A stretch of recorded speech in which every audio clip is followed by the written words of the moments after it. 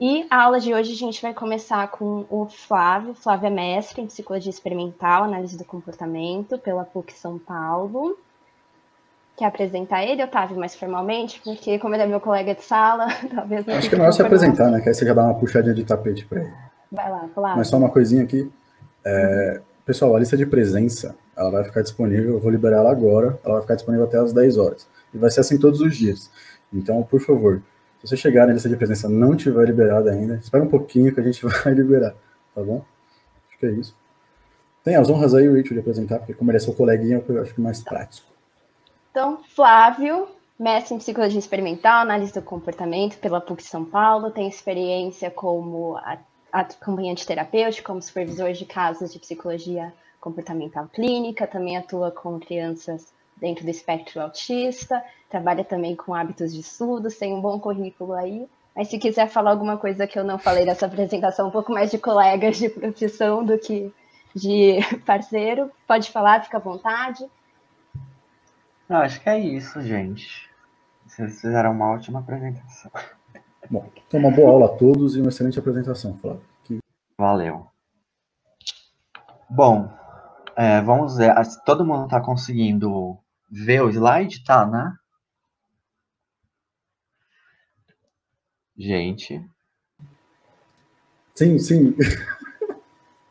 Tá dando assim, Flávio. Tá. Então, o título da apresentação que a gente vai ter hoje é Introdução ao Behaviorismo Radical, retomada histórica, filosófica e epistemológica. Bom, a gente já começa um curso de análise do comportamento com um título que pode causar um certo medo para as pessoas, mas a gente vai explicar passo a passo cada uma dessas palavrinhas, que podem ser um pouco complicadas de início, mas que a gente vai aí ter um cuidado para tentar esclarecer todas as dúvidas de vocês. Então vamos lá. Bom, eu vou começar contando para vocês um pouco sobre o que vai ser falado durante a aula de hoje, que é a ementa do curso. A gente vai falar um pouquinho sobre filosofia, ciência e filosofia da ciência, a psicologia como ciência e quais são os problemas gerados a partir da criação desse objeto de estudo, a análise do comportamento, análise experimental do comportamento, behaviorismo radical e análise do comportamento aplicada. Depois a gente vai falar um pouquinho sobre filosofia da mente, e aí a gente vai destacar um pouquinho a diferença de dualismo, mentalismo, monismo, e finalmente a gente vai classificar aí, dar algumas características para o behaviorismo metodológico clássico, behaviorismo metodológico mediacional e o behaviorismo radical, que é o tema principal da aula de hoje. Bom, antes de eu começar aqui a falar e explicar para vocês o conteúdo em si da aula, eu queria fazer um destaque especial aqui de que os assuntos que a gente vai trabalhar, que a gente vai discutir, tem uma série de polêmicas. E aí eu trouxe aqui alguns exemplos para vocês. Primeiro exemplo, sobre o Watson. Muita gente classifica, categoriza o Watson como sendo um behaviorista metodológico clássico. No entanto, alguns autores mais atuais têm mostrado que ele não tem essa característica, ele não pode se encaixar como behaviorista metodológico clássico. Então, essa é uma questão polêmica que ainda não existe uma resposta. A mente existe. Bom, existem várias vertentes da psicologia que vão sustentar esse conceito como algo válido, como algo possível, mas na análise do comportamento a gente vai depois discutir um pouco o que seria a mente, qual é o papel desse mental no comportamento humano, e finalmente se o pensamento não controla o comportamento. Isso é algo que a gente culturalmente vivencia, as pessoas comentam muito como se aquilo que a gente pensa ou sente fizesse com que a gente se comportasse de determinadas formas. E um dos principais objetivos aqui nosso na aula de hoje é mostrar, colocar em xeque essa afirmação de que o pensamento controla o nosso comportamento. Bom, além disso, não existe um consenso para todas essas perguntas e muitas outras que vão surgir ao longo da aula. Então, a gente convida todos que estão assistindo o curso para se juntar a nós nessa jornada científica para discutir questões sobre o behaviorismo radical, behaviorismo metodológico, ou mesmo de outras áreas da psicologia, né, para trazer aí o debate para nós. A gente não vai dar uma aula sobre história da filosofia ou história da psicologia, mas a gente vai deixar aí algumas referências para quem tiver interesse na área. Caso tenha algum tópico específico que eu não comente alguma referência, ou que vocês tenham interesse de se aprofundar nisso, vocês também depois podem procurar no Instagram ou em alguma outra rede social, que eu posso mandar para vocês algumas referências dos temas que eu estiver ministrando aqui hoje. E, finalmente, que da aula não me coloca no papel de conhecedor absoluto, de uma pessoa que vai falar, e aí tudo que eu falar é o certo, é a verdade absoluta. Não é isso que a gente quer aqui hoje. Eu tô aqui para mediar a discussão sobre o behaviorismo com vocês, mas eu super estou aberto para todos os questionamentos que vocês tiverem para trazer, beleza? Então, dito isso, começamos o conteúdo inicial. Bom, eu sei que nem todo mundo que se interessa pelo behaviorismo metodológico, radical, enfim, vem da psicologia. E aí, a gente teve a ideia de colocar um pouquinho também de uma introdução à psicologia, né? Porque como foi o nascimento dela, como ela se constituiu como uma ciência e o que significa dizer isso. E aí, para a gente iniciar essa discussão, eu trouxe aqui dois autores, que são o Figueiredo e o Santi. Eles têm um livro bem bacana sobre introdução à psicologia, e esses autores vão destacar aí 3 pontos super importantes para explicar como é que a psicologia teve campo fértil para surgir como uma ciência e uma profissão. Então, durante boa parte da nossa história, não havia uma separação clara entre os espaços públicos e os espaços privados, né? E aí isso fazia com que a nossa interação com o mundo tivesse pouca ênfase em interesses, em gostos, em um olhar individual das pessoas. Havia uma questão de coletividade muito forte. E quando, no início do período, tanto do desenvolvimento da arquitetura, do desenvolvimento ali da construção das cidades, do surgimento das cidades, essa, essa diferenciação entre público e privado passou a se tornar um ponto muito importante e relevante aí na nossa história como seres humanos. E isso começou a fazer com que o ser humano passasse a ter maior tempo em contato consigo próprio, né? Com o que muitos autores aí vão chamar de subjetividade. E aí, outro ponto que o Figueiredo e o Santi vão destacar é que durante a Idade Média havia ali toda uma forma de pensamento, de comportamento, de cultura que estava muito voltada ao transcendental, né? Então, o homem nesse período, e o homem, quando eu digo homem, é um ser humano, né? Não homem e mulher, né? Tinha aí como amparo das suas escolhas morais, da sua forma de agir, Deus, né? Um ser transcendental que tinha ali todo um sistema moral, todo elaboradinho, né? Tinha até o livro, por exemplo, da Bíblia ou de outros tipos de religião como uma referência muito forte durante esse período. Então, as nossas escolhas, elas eram muito guiadas por essas regras morais que vinham aí com uma influência religiosa. No entanto, quando existe aí a passagem da Idade Média para a Idade Moderna, começa a se tornar cada vez mais difícil para o ser humano tomar decisões sozinho, né? Tomar decisões sem se apoiar num conjunto de regras morais que já estavam pré-estabelecidos socialmente. E aí, isso, mais uma vez, fomenta aí o estudo da psicologia como um possível nicho para a gente. E para finalizar, o Figueiredo e o Santi vão também trazer a questão do nascimento do capitalismo. Bom, o capitalismo aí como um sistema econômico, um sistema de produção, né, em que existe a necessidade de que pessoas produzam e esse trabalho todo ele exige uma série de habilidades, uma série de pré-requisitos para que a gente esteja em uma determinada área de trabalho, torna-se possível o primeiro campo de desenvolvimento da psicologia, que é a de seleção de pessoal, né? Então, tem uma frase até, se eu não me engano, do Ford, que ele fala muito, né? Do homem certo no lugar certo. Era necessário o desenvolvimento de algum tipo de estudo para que a gente conseguisse colocar as pessoas de acordo com o lugar onde elas mais se sentiriam à vontade, mais conseguiriam render, mais conseguiriam produzir.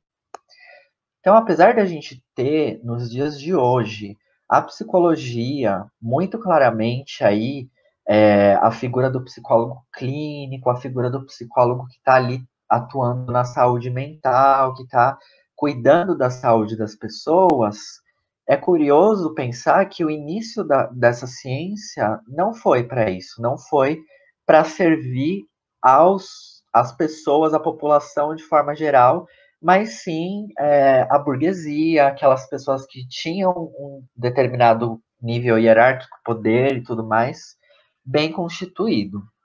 Então esse foi o início aí da nossa história como psicólogos, né? Aí que surgiu a psicologia como ciência e profissão.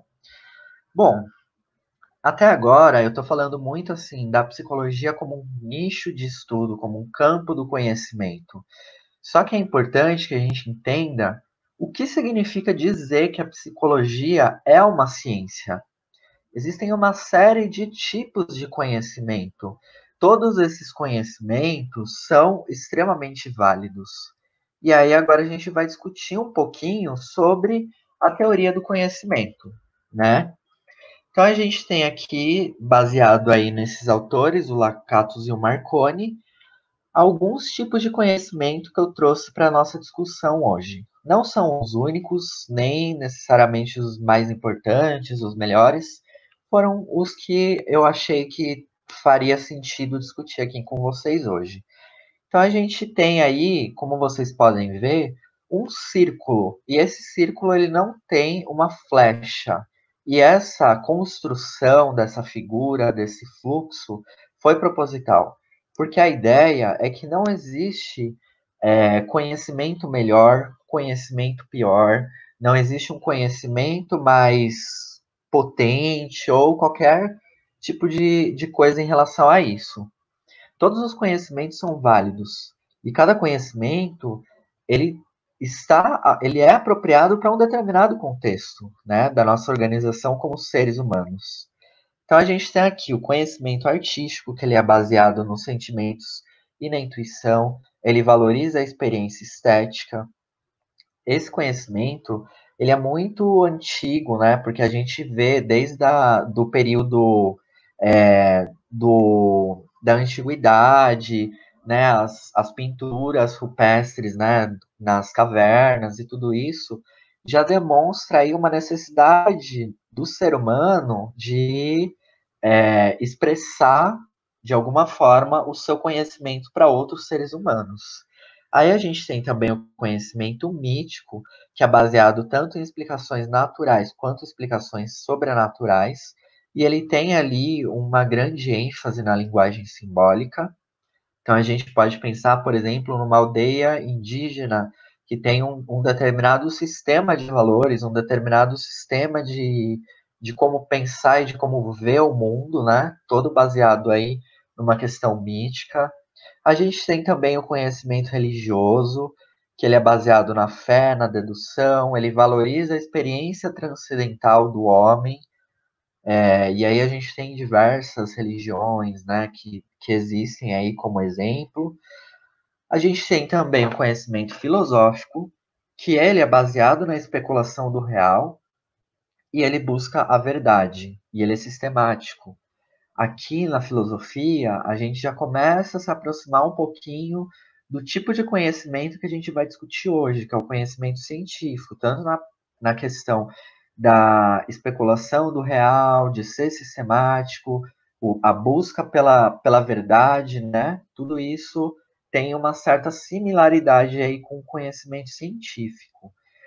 E aí, a gente tem também o conhecimento técnico, que é baseado no saber fazer. Ele é especializado em instrumental, o que significa que ele é extremamente útil, por exemplo, ali no nascimento, no surgimento do capitalismo, esse conhecimento técnico é extremamente importante, né, para o desenvolvimento da nossa organização econômica. Então, esse conhecimento técnico é quando a gente consegue aplicar uma determinada técnica, consegue, por exemplo, um psicólogo que está ali atendendo um cliente, tem uma parte de conhecimento técnico também, e tem o conhecimento científico. O conhecimento científico ele é racional, ele é baseado na especulação do real, ele é sistemático, metódico e experimental. Então, aqui, o que, que a gente percebe de diferente do conhecimento científico, por exemplo, em relação ao técnico e filosófico? No conhecimento científico, a gente também vai ter algum aspecto relacionado a saber fazer. A diferença é que a gente vai ter um método, que é uma descrição de uma série de procedimentos que quando um outro pesquisador ou uma outra pessoa que tem ali um treinamento adequado, se propuser a realizar aquele mesmo procedimento, ela vai conseguir chegar num resultado muito parecido, né? O que a gente chama de replicabilidade. Então, na ciência, a gente tem essa característica metódica, no sentido de que a gente tem ali uma descrição de como foi realizado aquele estudo e de como ele pode ser replicado por outras pessoas. E, finalmente, a gente tem aí essa qualidade chamada experimental. Experimental, gente, é quando a gente está manipulando algumas variáveis. A gente vai entender um pouquinho melhor ao longo do curso o que significa manipular variáveis. A gente tem que tomar cuidado aí para não cair no problema de usar a palavra manipulação num sentido pejorativo ou num sentido coloquial. A gente está falando de uma manipulação no sentido de alterar aspectos de uma determinada relação para produzir uma determinada consequência final, né? Então é isso que a gente está querendo dizer aí com relação à diferença do conhecimento científico com relação ao técnico e ao filosófico. E aí eu trouxe para vocês, como a gente está aqui se debruçando num curso de análise do comportamento, eu achei que nada mais justo do que trazer um dos principais autores aí, referência ao o grande pai do behaviorismo radical, que é o Skinner. Então eu trouxe aqui algumas frases dele, inclusive em alguns momentos eu vou trazer algumas frases para tentar facilitar, ajudar o processo de leitura de vocês. E aí ele vai dizer o seguinte, que a ciência é mais do que uma mera descrição dos acontecimentos à medida que acontecem. É uma tentativa de descobrir ordem, de mostrar que certos acontecimentos estão ordenadamente relacionados com outros. Nenhuma tecnologia prática pode basear-se na ciência até que estas relações tenham sido descobertas. Então, o que eu queria destacar aqui dessa frase com vocês? Primeiro, a gente tem uma parte importante da ciência baseada na descrição de fenômenos. Então, as coisas vão paulatinamente acontecendo e nós, como cientistas, estamos preocupados em descrever todos esses acontecimentos em uma determinada ordem, porque a ordem que os acontecimentos ocorrem sistematicamente mudam muito. A gente vai ver daqui a pouquinho, na aula de definição do comportamento, como que essa ordem pode mudar, alterar completamente, radicalmente, né? a forma da gente estudar e de fazer alguma intervenção.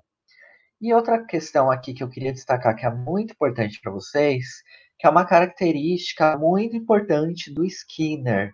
Ele tem uma preocupação de que as relações, né, e os fenômenos sejam explicados antes que a gente tenha uma tecnologia prática. Então, a gente tem aí, na área da psicologia como um todo, muitos psicólogos se perguntando sobre técnicas, qual a melhor técnica que seria adequada para uma determinada população de intervenção. E aqui o Skinner vai falar para a gente: olha, vamos com calma.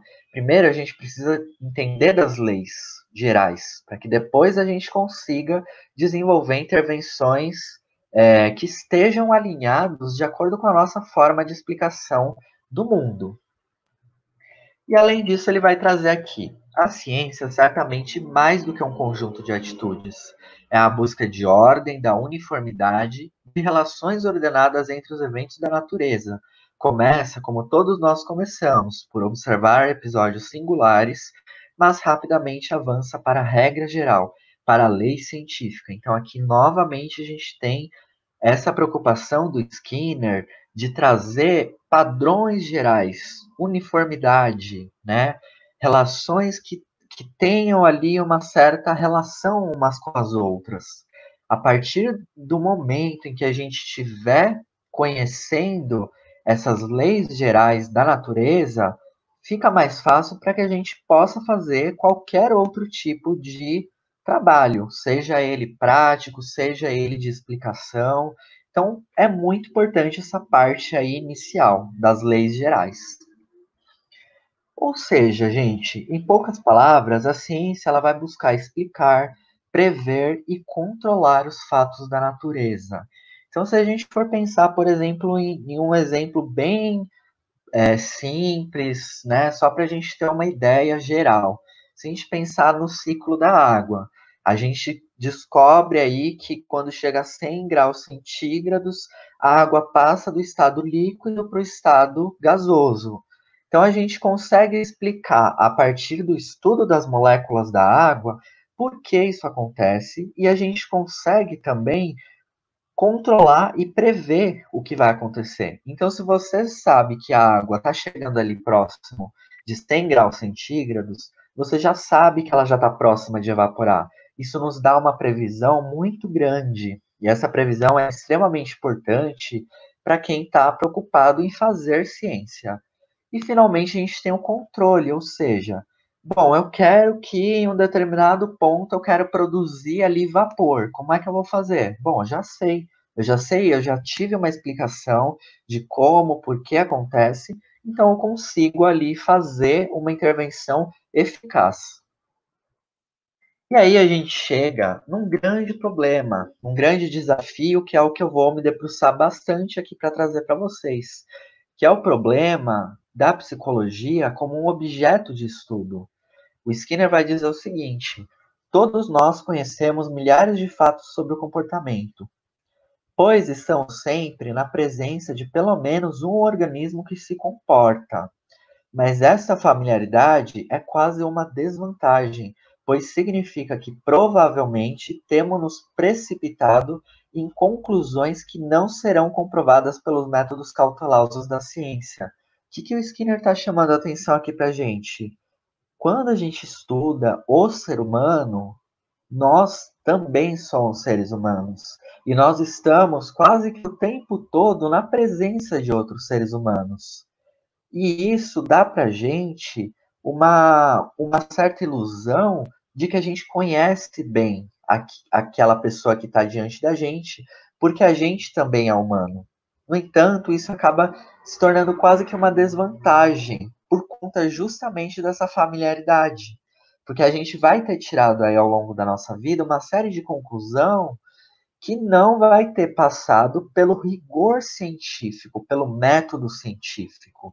E esse é o cuidado, e é um dos pontos aqui que eu vou destacar como uma questão muito característica do behaviorismo, que é justamente de voltar para a ciência básica, né? Que é ali a questão estudar as leis gerais, né, do comportamento, para que a gente consiga ter cautela na hora de fazer afirmações.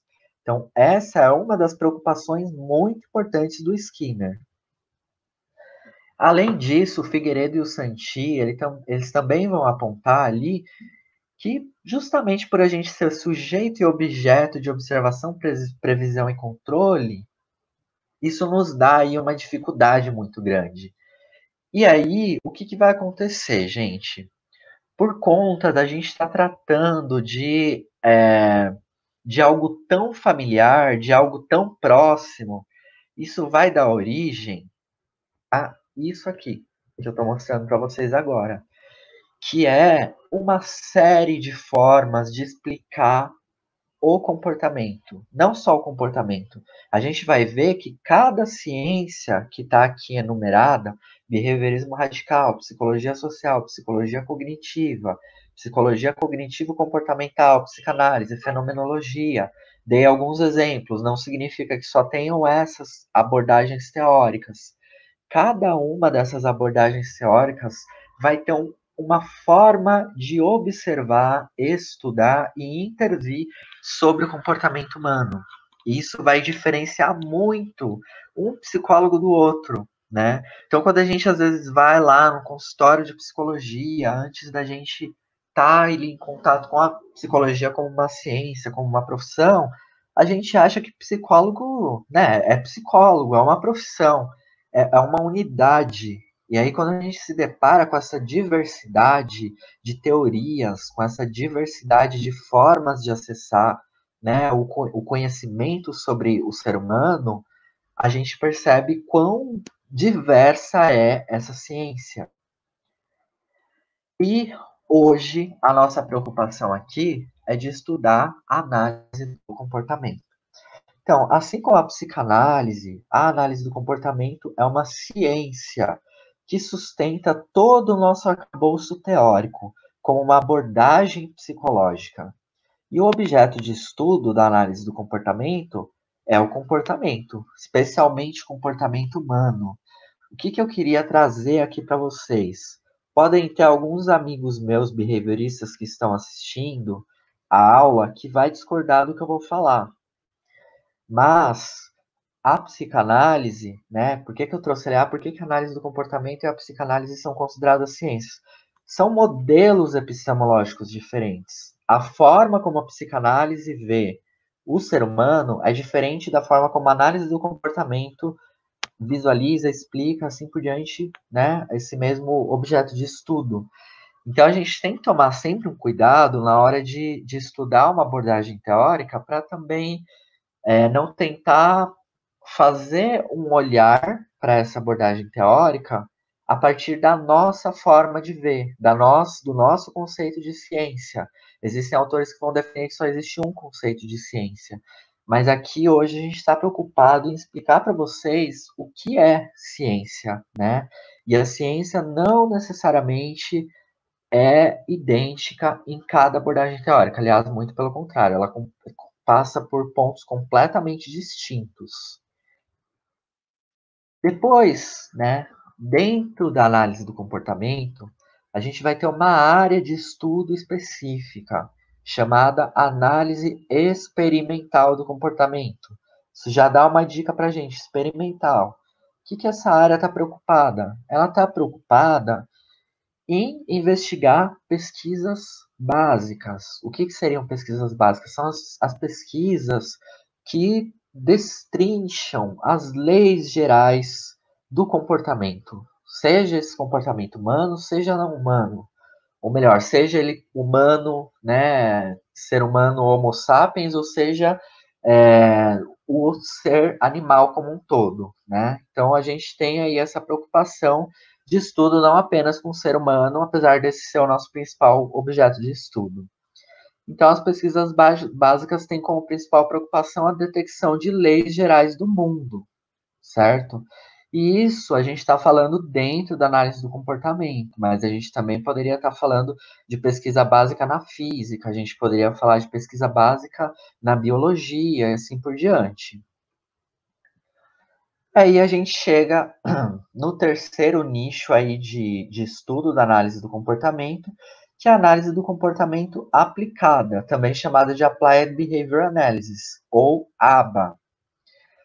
Bom, gente, a análise do comportamento aplicada, ou a ABA, ela é uma área do conhecimento da análise do comportamento responsável por prestar serviços à população, realizando pesquisas científicas, manipulando deliberadamente variáveis, tá?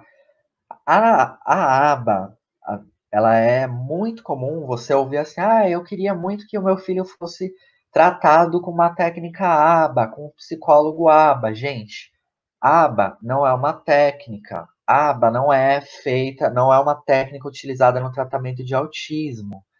Apesar de a gente ter ali no nosso dia a dia, principalmente psicólogos que não são analistas do comportamento, usando essa forma de explicar, né, de descrever que eles querem um analista do comportamento, ela não é uma técnica, ela é uma área do conhecimento, ela é uma área de pesquisa que está preocupada em mostrar como que algumas variáveis, quando manipuladas, vão trazer uma determinada melhora ou não para uma determinada população. Entre as diversas áreas da análise do comportamento aplicada, nós temos também o desenvolvimento atípico, o autismo, as deficiências e assim por diante. Mas é muito importante que vocês saibam que ABA não é uma técnica, certo? E aí, finalmente, a gente chega no behaviorismo. E aí eu trouxe uma frase do Skinner para vocês. Behaviorismo, com ênfase nas últimas sílabas, não é o estudo científico do comportamento, mas uma filosofia da ciência, preocupada com o objeto de estudo e os métodos da psicologia. Então, gente, eu já comentei para vocês o que é filosofia e já comentei o que é ciência. E agora a gente vai ter um pouquinho de entender o que é uma filosofia da ciência. Mas, basicamente, né, com essa frase, a gente vai dizer que o Skinner, quando ele está aí discutindo o behaviorismo, ele estava preocupado em identificar aonde estariam as causas da diversidade do comportamento, né? Por que que tem seres humanos tão distintos uns dos outros? Essa era a principal pergunta dele quando ele estava ali discutindo questões a respeito do behaviorismo. Então aqui a gente vê que, apesar do behaviorismo ele estar dentro de um arcabouço científico da análise do comportamento, ele não é em si o estudo científico do comportamento. Então é essa a distinção aí que o Skinner vai fazer. Finalmente, eu trouxe para vocês uma imagem para facilitar um pouquinho tudo isso que a gente discutiu até o momento. Então a gente tem como um grande círculo aí que cobre todas essas áreas que eu vim falando, a análise do comportamento. Dentro desse círculo, a gente tem a análise experimental do comportamento, que é uma das áreas, análise aplicada do comportamento, outra área, behaviorismo radical, outra área. A intersecção dessas três áreas, a gente tem a prestação de serviços à comunidade. Então, lembra que a gente estava discutindo sobre conhecimento técnico? Muitas vezes, quando a gente está aqui na prestação de serviços, a gente está exercendo boa parte do nosso conhecimento técnico, quando a gente está prestando serviços à população. E não necessariamente a gente está preocupado em desenvolvimento de pesquisa. Mas o que é importante que vocês percebam? A análise do comportamento, ela é uma ciência muito preocupada com pesquisa, né? Então, a prestação de serviço, ela está ali no cerne da interface entre essas três áreas, e essas três áreas são áreas de pesquisa, né? Seja uma parte mais filosófica, seja uma parte mais experimental ou mais aplicada, mas todas elas estão preocupadas em fazer ciência, fazer pesquisa. E aí a gente pergunta agora, né? O que seria a filosofia da ciência, né? Filosofia ok, ciência ok, mas, gente, filosofia da ciência, né? O que é isso? Ela também é conhecida como epistemologia, talvez vocês já tenham ouvido falar. dessa forma. E nada mais é do que o estudo dos postulados, conclusões e métodos dos diferentes ramos do saber científico. O que significa isso? Toda ciência, ela tem uma visão de homem, ela tem uma visão de mundo, ela tem uma tecnologia de intervenção, né? E todos esses postulados, todos esses pressupostos, todas essas conclusões que a gente vai ter, né, dentro de uma determinada ciência, vão ser estudados por uma determinada filosofia da ciência. Aqui, no caso, a gente está falando do behaviorismo. Bom, e aí a gente tem um texto aí que o Zílio vai perguntar, mas onde a gente vai buscar a causa do comportamento? Então, uma primeira questão importante, né, pra gente, o Skinner vai falar muito disso, né? Antes da gente começar a se preocupar em desenvolver técnicas, a gente tem que entender na onde está a diversidade, a causa da diversidade desses comportamentos, né? Que os seres sejam seres humanos, Homo sapiens, sejam animais que não sejam seres humanos. A gente tem que se perguntar onde a gente vai olhar para essa causa. E aí existe toda uma discussão ao longo da história da filosofia que é sobre a questão da separação entre mente e corpo. Será que existe a mente? Será que existe o corpo? Será que essas duas coisas são juntas? Será que elas são separadas? Como será que a gente pode aí entender, né? E para onde a gente vai buscar essa causa? Será que a causa está na mente? Será que a causa está no corpo? Será que a causa está fora? E aí, essa discussão foi chamada, né, ao longo da história, de filosofia da mente, né? E aí a gente tem alguns autores, eu dei alguns aqui como exemplo. Eu trouxe o Platão e o Descartes, como sendo considerados autores defensores do dualismo. O que seria o dualismo? Como o próprio nome diz, dual. Então, dois, corpo e mente. Então, o Descartes e o Platão fazem parte dessa corrente que divide o corpo da mente. Já o Parmênides, o Spinoza, já são defensores do monismo. E eu trouxe algumas frases aqui interessantes para a gente entender na própria filosofia o que é isso, como que veio essa discussão. Aí vocês podem me perguntar, nossa, mas o que isso tem a ver com behaviorismo? Tem tudo a ver, gente, porque a gente chegou onde a gente está no dia de hoje por conta de toda essa discussão histórica, por conta de toda essa discussão filosófica. Então vamos ler aqui uma frase do Descartes. Por corpo, entendo tudo que pode ser limitado por alguma figura, que pode ser compreendido em qualquer lugar e preencher um espaço de tal maneira que todo outro corpo seja excluído dele, que pode ser sentido pelo tato, ou pela visão, ou pela audição, ou pelo olfato, que pode ser movido de muitos modos, não por si mesmo, mas por algo de alheio, pelo qual seja tocado e do qual receba a impressão. O que o Descartes ele está aqui discutindo? Ele está discutindo a definição de corpo, né? E a gente vê que é uma definição totalmente materialista, né? Quando a gente está falando de matéria, de materialística, a gente está falando de matéria, né? Em contraposição à antimatéria, ou seja, a algo que não tenha um material, que não seja formado por átomos. E aí o Descartes vai discutir também o que ele pensa sobre a mente ou a alma, né? E apesar de, embora talvez eu possuir um corpo ao qual estou estreitamente ligado, pois de um lado tenho uma ideia clara e distinta de mim mesmo, na medida em que sou apenas uma coisa pensante e sem extensão, e que, de outro, tenho uma ideia distinta do corpo, na medida em que é somente algo com extensão e que não pensa, é certo que este eu, ou seja, a minha alma, pela qual eu sou o que sou, é completa e indiscutivelmente distinta de meu corpo e que ela pode existir sem ele.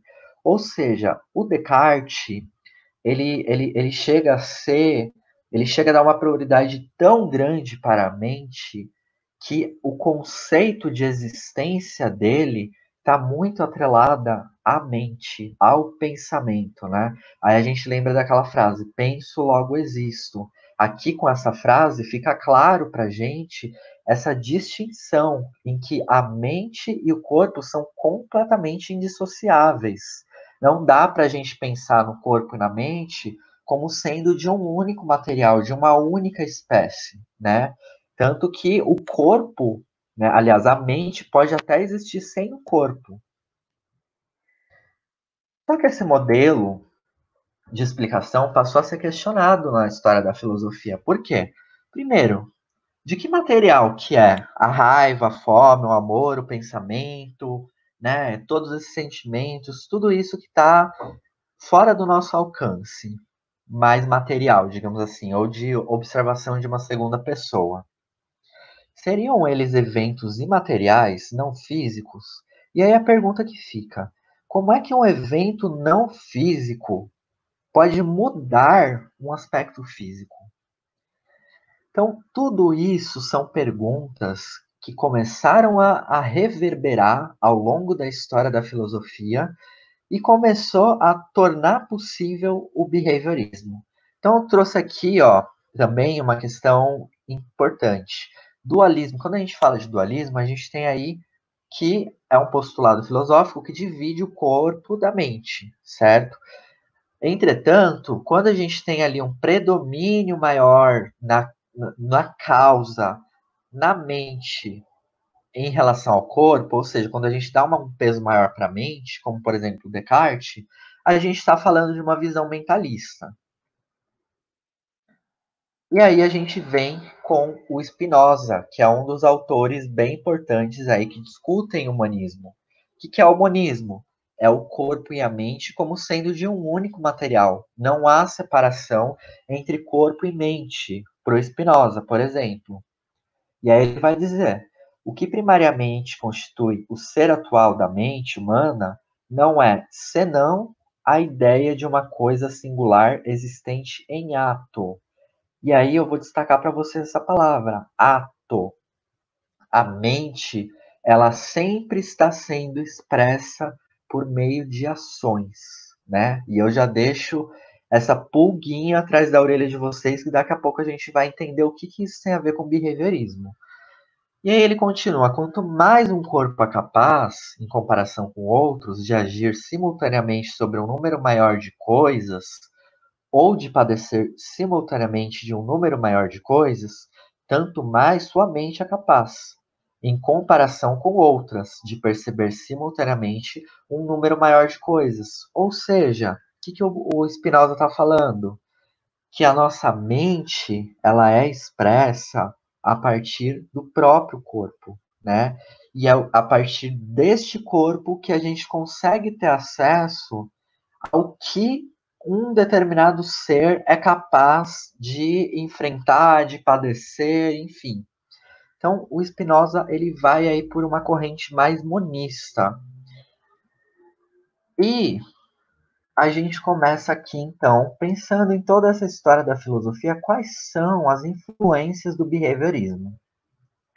Primeiro, a gente tem uma visão monista de ser humano, o que significa que a gente não vai fazer uma distinção entre corpo e mente, que a gente não vai fazer uma explicação na qual um corpo ou uma mente vão funcionar de forma separada e interagir entre si, né? Mas que todos eles vão, ponto a ponto, conseguir interagir por meio do próprio corpo, ou seja, não existe mente. Aí a gente tem também uma influência que a gente vai chamar de materialista. O que significa materialista? A gente estava falando agora há pouco sobre a questão do físico, do material. E quando a gente fala dessa questão do material, a gente está falando de átomos, a gente está falando de física. O corpo, ele é concreto, ele existe. Não há como ultrapassar barreiras. Então, a gente tem aí também essa influência do materialismo. Junto a isso, a gente vai ter aí uma vertente chamada determinismo. Gente, tomem cuidado. Algumas pessoas vão dizer assim, nossa, o behaviorismo é determinista, credo, que coisa horrível, né? Essa palavrinha, ela foi ganhando uma conotação bem negativa, bem pejorativa, na medida em que a impressão que dá é que quando a gente afirma que nós somos deterministas, não há espaço para criatividade, não há espaço para mudança, não há espaço para uma série de conceitos. E não é isso.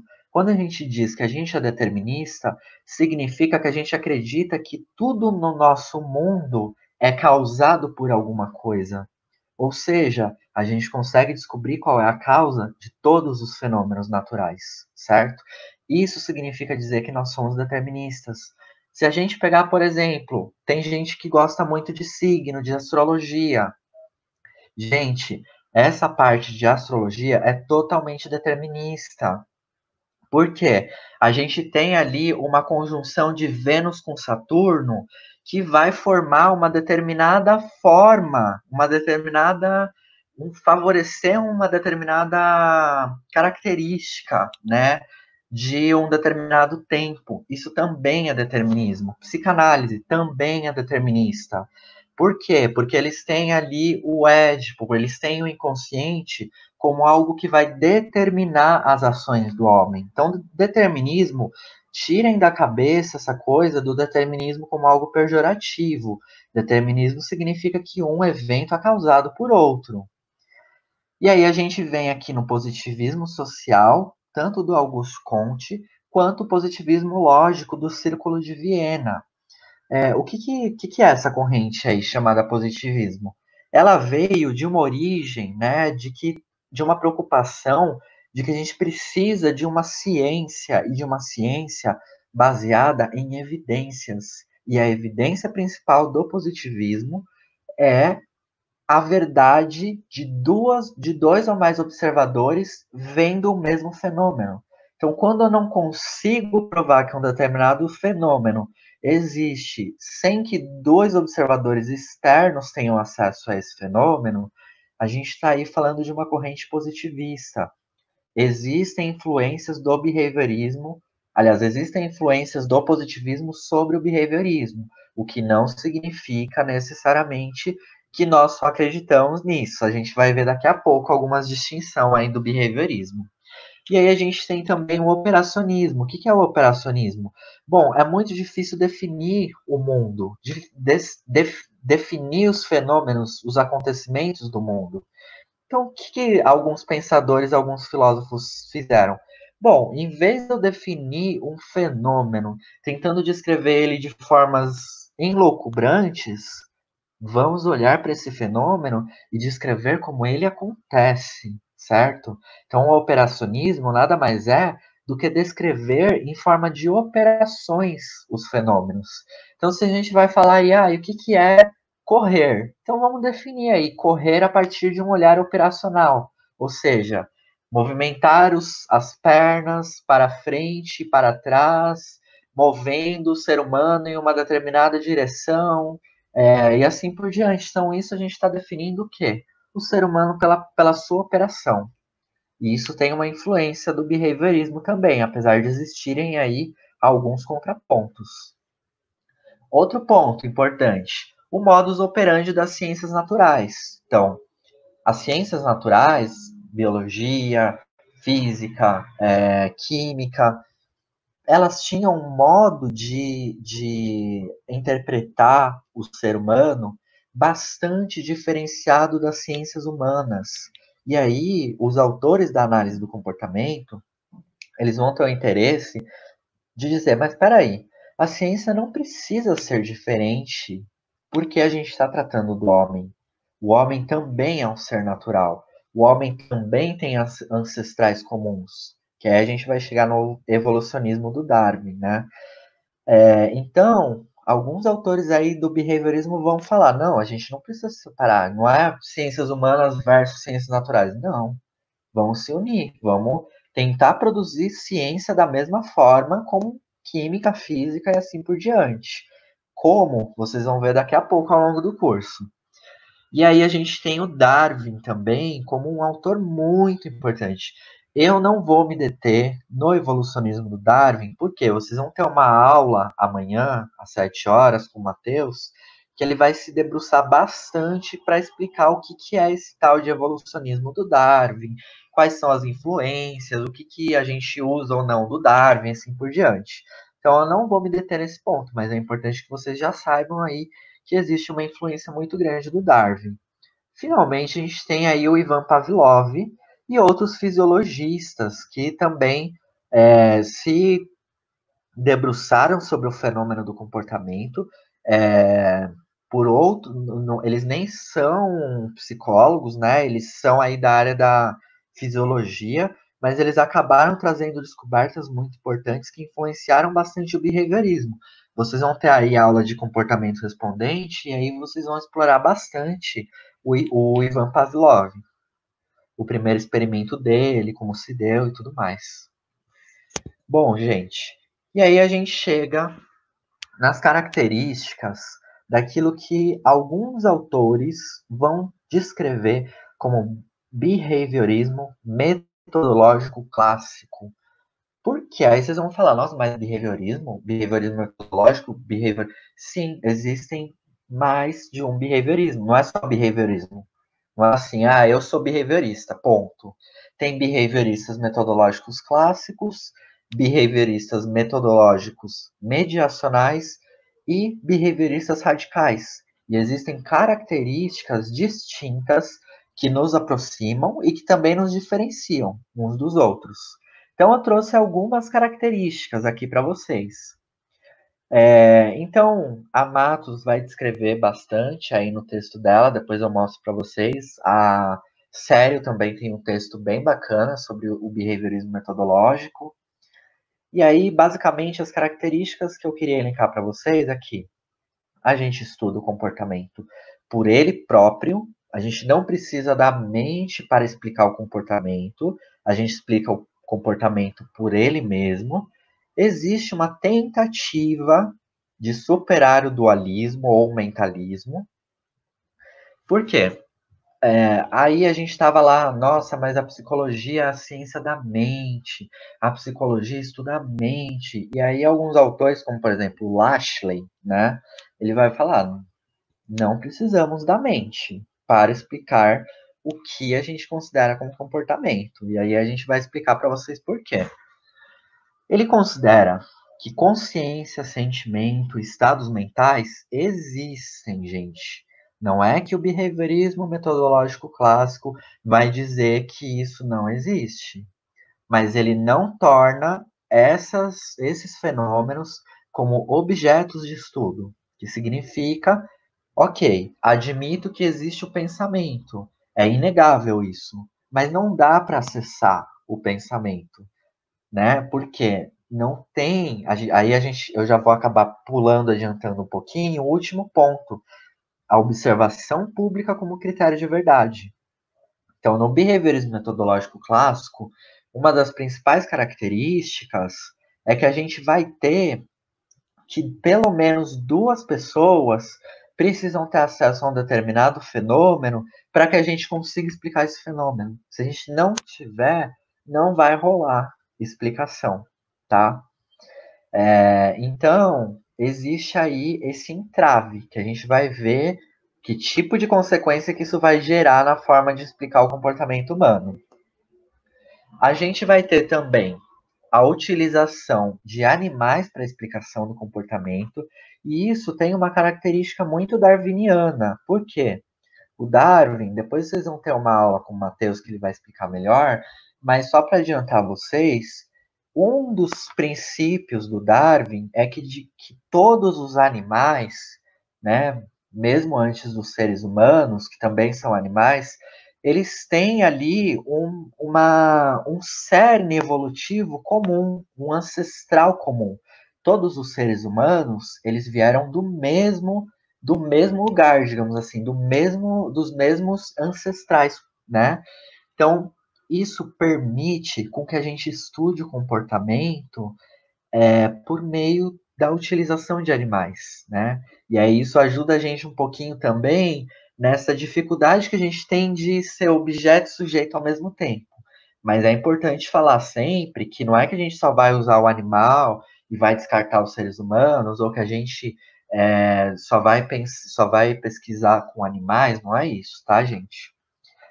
E a gente tem uma proposta muito rigorosa na observação e no registro do comportamento. Eu diria que de todas essas características que eu listei, uma das principais contribuições do behaviorismo metodológico clássico para o behaviorismo radical do Skinner é essa proposta rigorosa, esse método rigoroso de observação, de registro do comportamento. E aí a gente vai ter uma série de realização de experimentos controlados, com grupo controle e teste de hipótese. O que é grupo controle? É quando você tem uma tríade, né, de grupos. Um grupo que vai receber um determinado placebo, por exemplo, e outros grupos que vão receber 2 intervenções, por exemplo. E aí você compara esses diferentes grupos. Depois eu acho que em algum momento, se vocês discutirem pesquisa, pode ser que vocês entrem um pouco nisso. Mas basicamente é uma pesquisa muito próxima das ciências naturais, porque as ciências naturais têm muito essa preocupação de fazer pesquisa quantitativa, de fazer pesquisa com sujeitos de um grande número, e essa é uma característica do behaviorismo metodológico clássico também. Finalmente, a gente tem aí a tentativa da aproximação das ciências naturais que eu comentei já. Bom, e aí a gente vai se perguntar, né, gente, será que isso aqui é suficiente, né? Muitos autores da psicologia vão olhar para isso aqui e falar assim, não, gente, não dá. Vocês vão excluir a mente, vocês vão excluir a consciência, o sentimento, né? Não tem como. E aí alguns autores vão discordar dessa forma de ver. Eu trouxe aqui alguns exemplos, talvez vocês já tenham ouvido falar em alguns desses autores. Então tem o Tolman, o Mahoney, o Bandura, o Hu. São alguns autores aí que a gente vai depois descrever como behavioristas metodológicos, só que mediacionais. Eles vão descrever assim, gente, vocês ainda estão com uma posição dualista, vocês não estão dando conta de explicar pensamentos e sentimentos.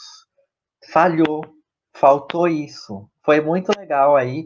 Vocês tentaram, bacana, beleza, tentaram se aproximar das ciências naturais, só que não rolou. Então, vai chegar aí uma nova vertente do behaviorismo, uma alternativa ao metodológico clássico, que é o chamado metodológico mediacionista. Então, a gente tem algumas características aqui que a Matos vai listar.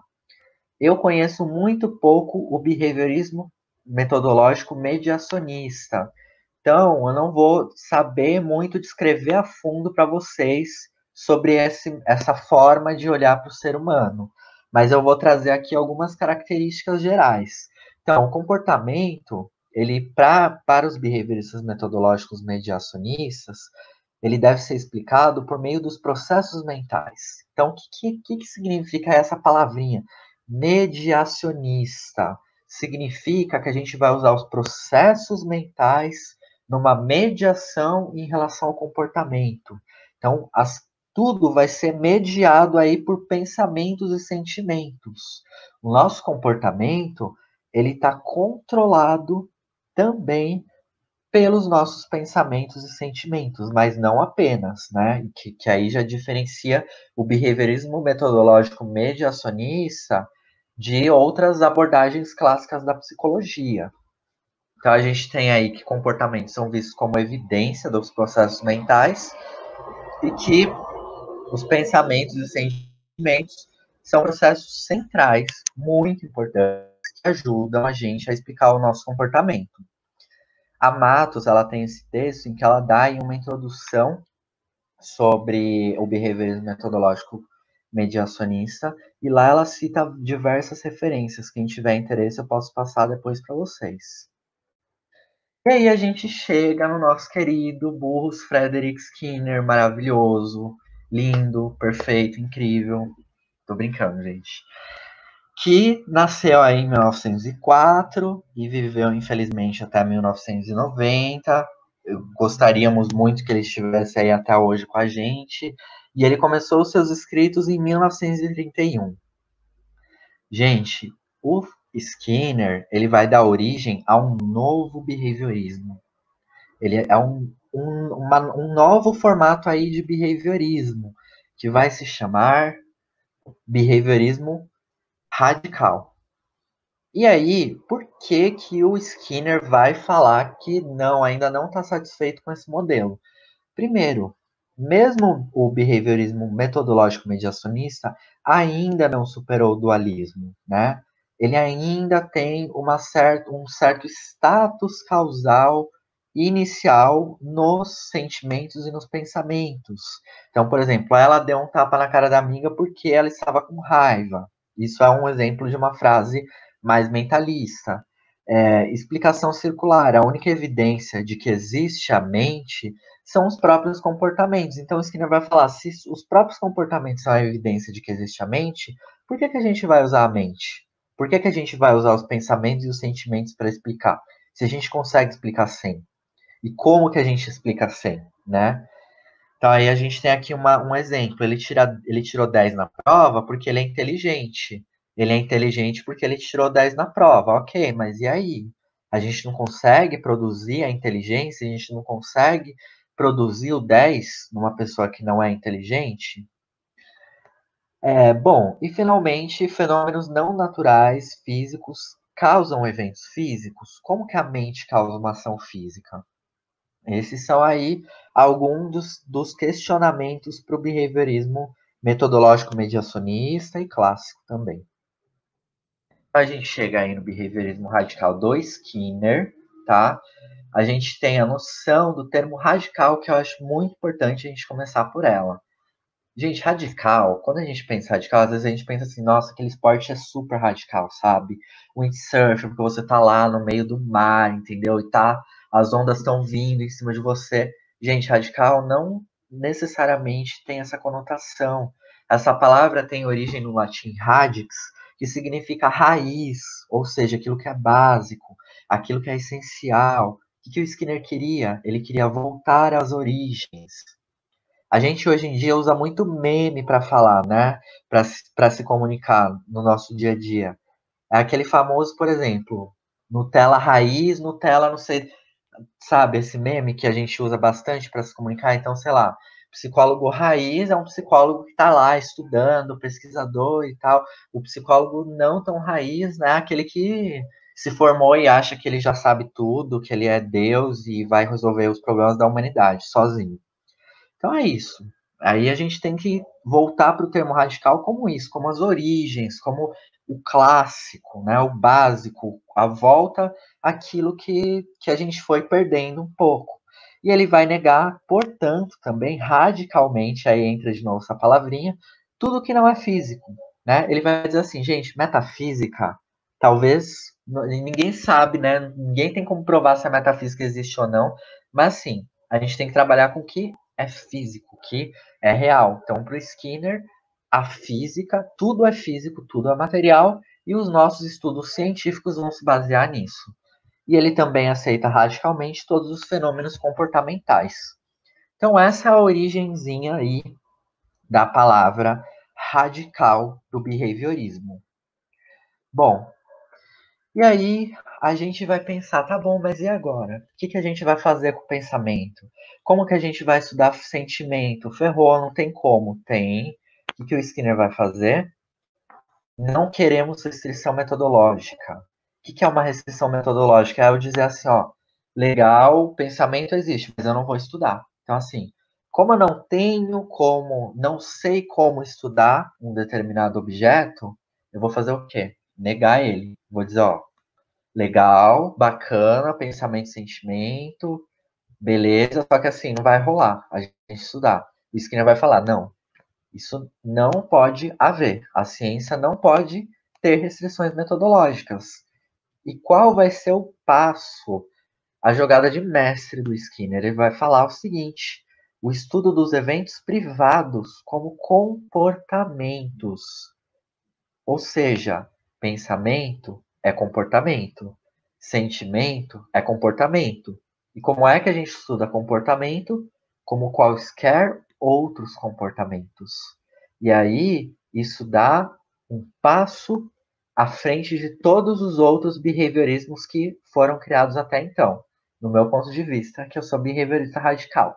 Quem tiver aí behaviorista mediacional, quiser discutir, tamo aí, gente. Como eu disse, não significa que a gente está mostrando uma proposta, que ela é a única, que ela é a melhor. Cada um vai ter aí a sua forma de enxergar e de interpretar o fenômeno humano.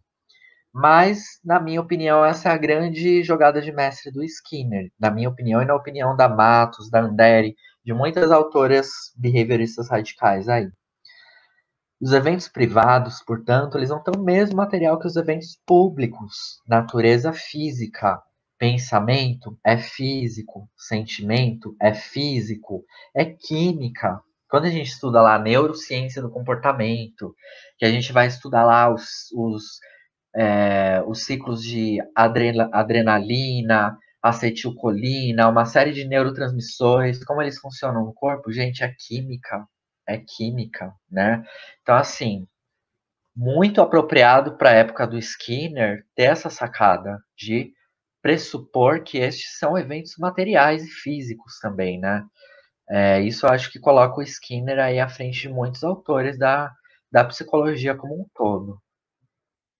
E aí, gente, eu até deixei um tempinho, né, reservado para a gente poder, para vocês tirarem perguntas para a gente. Esse daqui é o último slide, e depois eu já vou mostrar para vocês os textos nos quais a gente baseou essa aula, tá? Então, eu vou ler essa frase do Zílio com cuidado, né, porque é uma frase bem complexa, mas é uma frase que nos dá aí uma outra forma de visualizar os fenômenos comportamentais. Ele vai dizer que, para o Skinner, a ciência do comportamento deve apresentar uma explicação alternativa da vida mental. Esta tarefa, inclusive, constitui o âmago do behaviorismo radical. O que o Zílio, aí, citando o Skinner, ele está querendo dizer com essa frase? O que seria a mente, né? O que seria a mente? A gente não sabe, não é algo material. Portanto, a nossa tarefa como behavioristas radicais é propor uma explicação alternativa. Então, tudo aquilo que está sendo descrito pela psicologia tradicional, a partir da mente, a partir de um agente interno causador e assim por diante, ou de simbolismos, no sentido assim, existe algo, né, um ego, um superego, ou enfim, existem diversas psicologias. Eu estou usando aqui o exemplo da psicanálise. Eles vão dizer assim: a gente precisa tentar encontrar uma forma de ciência que a gente não precise de um agente interno para conseguir dar conta dessa explicação. Se a gente consegue explicar sem o uso desse agente interno, isso nos dá aí um passo à frente de tudo, porque a gente consegue manipular o ambiente e produzir alterações, né? E aí depois a gente vai ver melhor aí o que é esse conceito de comportamento, o que é essa mudança e assim por diante, daqui a pouquinho. E aí ele continua. Ou seja, sendo a ciência do comportamento a psicologia, não poderá deixar espaço para uma ciência da mente autônoma. Ou seja, a mente está aqui, o corpo está aqui, e cada uma funciona de um jeito diferente. O behaviorismo radical, portanto, não sustenta uma psicologia sem mente. Gente, essa é a parte mais importante dessa aula.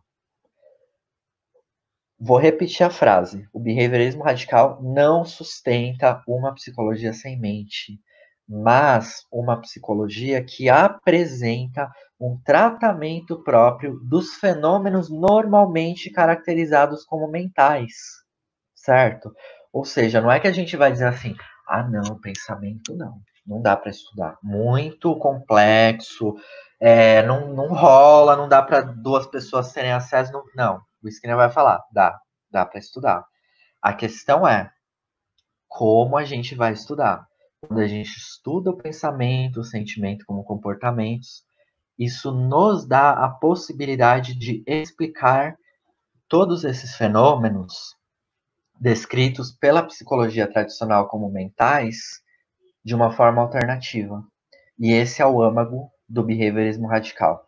Então, especificamente para o Skinner, a mente é o que o corpo faz. Então, aqui a gente tem aí uma aproximação daquela frase lá que eu falei para vocês do Spinoza com o Skinner, né? Porque a mente é o que o corpo faz. A gente só consegue dizer que uma mente é poderosa, que uma mente é inteligente ou que uma mente é seja lá o que for, por conta daquilo que o nosso corpo faz. E aí ele continua, é o que a pessoa faz. Em outras palavras, ela é comportamento.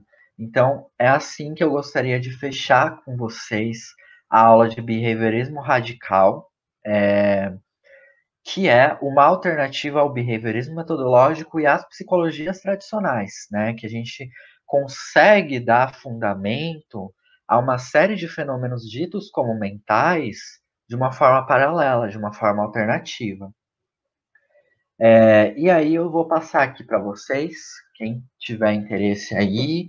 Essa daqui foi uma das principais referências utilizadas na aula de hoje, que é a Andere, Micheletto e Sério, que é uma apostilinha que tem disponível aí nesse linkzinho, mas se vocês jogarem no Google Comportamento e Causalidade do PEXP, né, que é o programa de Psicologia Experimental Análise do Comportamento da PUC, vocês encontram essa apostila. É uma apostila muito legal para quem está querendo aprender análise do comportamento de uma forma rigorosa e ao mesmo tempo mais simples, mais próxima do nosso dia a dia. Aí eu trouxe para vocês também a Matos, com o texto dela Behaviorismo Metodológico e suas relações com o mentalismo e o behaviorismo radical. Eu queria destacar uma questão bem importante nesse texto. A Matos vai considerar o Watson como um autor behaviorista metodológico clássico. Então, tomem esse cuidado na leitura, esse pequeno cuidadozinho, mas eu acho que o texto em geral ele explica bem, ele destrincha bem esses 3 tipos de behaviorismo. A gente só precisa tomar esse cuidadozinho. Então, algumas pessoas perguntam assim: mas ok, então o Watson não é behaviorista, quem é? O Lashley, por exemplo. O Lashley é um dos autores que é mencionado aí por pesquisadores dessa área como um autor behaviorista metodológico clássico. Mas existem uma série de textos aí que vocês conseguem encontrar, artigos científicos na Cielo, ou, enfim, em revistas da própria análise do comportamento, que vocês conseguem encontrar textos discutindo essa questão do Watson ser ou não behaviorista metodológico clássico. E aí tem uma série de referenciazinhas complementares. Então tem o Figueiredo e o Santi, com o texto dele Psicologia, uma nova introdução. O Lakatos e o Marconi a gente utilizou para discutir fundamentos da metodologia científica. Aí a gente tem 3 textos do Skinner, que é o CCH, Ciência e Comportamento Humano, sobre o behaviorismo e questões recentes na análise comportamental. São textos bem bacanas, o Skinner discute bastante essa questão de eventos privados, de críticas que são feitas à análise do comportamento de forma equivocada. Vocês também terão isso um pouquinho mais com o Matheus depois, na terça-feira, amanhã. E aí ele vai explicar um pouquinho melhor alguns mitos que estão ligados aí à nossa ciência comportamental. Tem o Spinoza, na Ética Demonstrada em Ordem Geométrica, que foi aqueles trechinhos que eu tirei quando ele está discutindo o que ele considera como corpo e mente. E tem o texto do Zílio, que eu achei muito legal, que ele fala sobre a natureza comportamental da mente, behaviorismo radical e filosofia da mente. Nesse texto ele discute bastante filosofia, história da filosofia, história do behaviorismo. Então, quem tiver interesse em pesquisar todos esses temas, eu super recomendo esse texto também. E eu acabei esquecendo de colocar também o texto do Descartes, que quem tiver interesse depois pode mandar no Insta. E acabei esquecendo de colocar o texto da Sério, que ela também discute behaviorismo radical, uma psicologia como ciência, né? Uma proposta de psicologia como ciência. Então, esses foram os principais textos usados aí nessa aula. E eu acho que é isso. Agora eu queria deixar esse tempinho aí para quem tiver alguma dúvida antes da gente começar com a definição de comportamento. Bom, pessoal, só lembrando a todos que vai ter mais uma aula, então, por favor, não saiam. E só um comentário que eu gostaria de fazer. Apareceram muitas perguntas falando sobre a cientificidade da psicanálise, ou fenomenologia, ou TCC mesmo. E, pessoal, aqui para poder falar sobre análise do comportamento, behaviorismo radical, sobre epistemologia do comportamento, sobre o risco do comportamento. Então, vamos focar as perguntas direcionadas para isso, não vamos criar intriga entre abordagem, até porque está todo mundo aqui, a gente está interessado em aprender. Belezinha? Exato. E a primeira pergunta que a gente tem é: qual a diferença entre behaviorismo mediacional e outras abordagens que trabalham com o conceito de mente? Tá. O behaviorismo mediacional, behaviorismo metodológico mediacional, ele tem aí uma série de pressupostos que estão próximos do behaviorismo radical e do behaviorismo metodológico. Então, eles têm uma proposta, um rigor metodológico maior, eles têm ali uma preocupação com questões de operacionismo, de descrever os fenômenos conforme as ações, conforme a forma como eles se apresentam no mundo. Então, eles têm uma aproximação muito grande desse modelo behaviorista, né? Então, todas aquelas influências que eu comentei para vocês de behaviorismo, né? De determinismo, de operacionismo, de influência do próprio Darwin, tudo isso a gente vai encontrar também no behaviorismo metodológico mediacional. Só que eles vão ter uma diferençazinha aí em relação tanto ao clássico quanto ao behaviorismo radical, que é de também levar em consideração na causação do comportamento pensamentos e sentimentos. Então essa que é a grande diferençazinha dele para os outros modelos. Mas ele tem aí uma série de questões semelhantes. A outra pergunta foi em relação ao ABA. Pode ser utilizado como método de atuação? Tá. O ABA, né, Applied Behavior Analysis, é uma área de pesquisa dentro da análise do comportamento. E aí, essa área de pesquisa, ela vai fundamentar uma série de práticas de intervenções. Então, quando a gente está ali no momento que a gente está com a comunidade, né, com o contato direto com os nossos pacientes, a gente está baseado naquilo que existe de mais eficaz na análise do comportamento aplicada, né? Então a gente está utilizando pesquisas da análise do comportamento aplicada, mas não é que a gente usa a aba como uma técnica, não é uma técnica, né? Essa que é a grande jogadinha aí. Definição de análise do comportamento aplicada é uma pesquisa voltada para serviço da comunidade. Mas sim, vocês podem usar a análise do comportamento aplicada para trabalhar com autismo, para trabalhar com clínica, para trabalhar com saúde mental, tudo. Perguntaram aqui se você pode explicar novamente o monismo. Respondendo, como não há separação entre corpo e mente, acho difícil desvincular da divisão entre ambos. Tá. Então, o monismo, exatamente, a pessoa falou certinho mesmo. Não dá, essa é a questão. Para o monismo não tem como dissociar, não tem como separar corpo e mente, como se fossem duas coisas diferentes, né? Porque se a gente for pensar aí até em achados recentes da neurociência e da própria neurologia, o cérebro ele está ali ligado, conectado, né, e funcionando com todo o corpo. Então, a gente não tem como separar o cérebro ou a mente de outras coisas. Tudo isso faz parte do mesmo material, material químico, material físico, né? Então, por conta disso, a corrente monista vai descrever que não tem como a gente fazer essa separação entre corpo e mente. Já o dualismo vai dizer, não, corpo é uma coisa, mente é outra, e a gente precisa estudar essas duas coisas em uma interação. Não é necessariamente que no dualismo essas duas coisas são coisas completamente diferentes e que uma vai trabalhar de um jeito e outra, né? Mas existe aí um estudo de como a gente vai fazer um estudo dessa interação do corpo com a mente, porque são duas entidades, dois materiais diferentes. Então essa que é a grande discussão aí da filosofia da mente, da diferença entre monismo e dualismo. Não sei se eu respondi a pergunta.